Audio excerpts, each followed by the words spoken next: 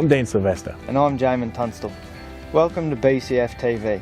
This is our second part of our Bass on Plastics series of videos. Today we'll add to what you already know, show you some extra tips to help you catch more bass.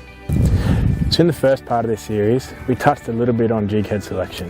I just want to run into a bit more depth about the different sizes and where you would use them. There are three key sizes for catching bass. There's a 1/4 ounce, 3/8 ounce and 1/2 ounce. Using those three jig heads, you can cover all depths. Depths between 6 to 15 feet of water, you want to use a jig head more like a 1/4 ounce than to a 3/8. So a 3/8 head is ideal for that 15 to 25 foot range. Now if we're stepping right into deep water, by deep I mean anywhere from 25 to 40 feet, so you want to run the 1/2 ounce jig head.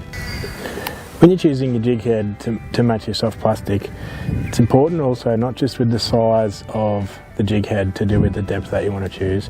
You want to choose something that the overall thing looks realistic. If you have a big bulbous head and a long skinny plastic, it's not going to look natural. So with soft plastic colours, in a clearer water situation, you want to use plastics that are a translucent type colour.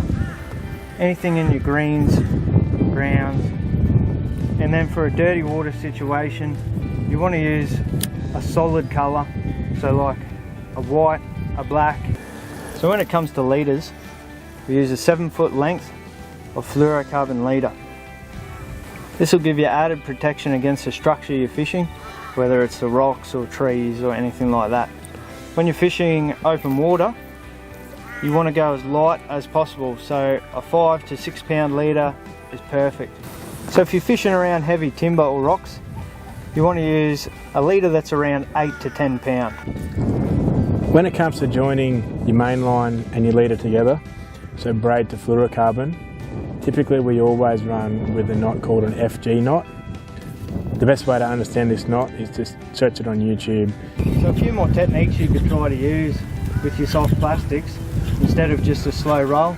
You could try to incorporate a little bit of a twitch to the plastic, make him dart a little bit.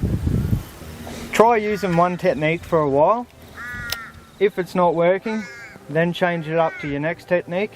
Use that for a while again and keep changing until you find out which style turns the fish on. Looking for fish. Some people find that as probably the most difficult concept of catching bass.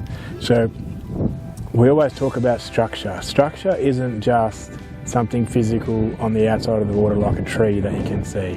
Structure is everything from a weed bed to a point or a ridge, an underwater hump, even the riverbed drop off. Like all those things are a form of structure and something that is different that the fish can reference to.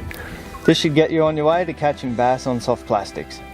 Be sure to check out the next video in the series for some more tips.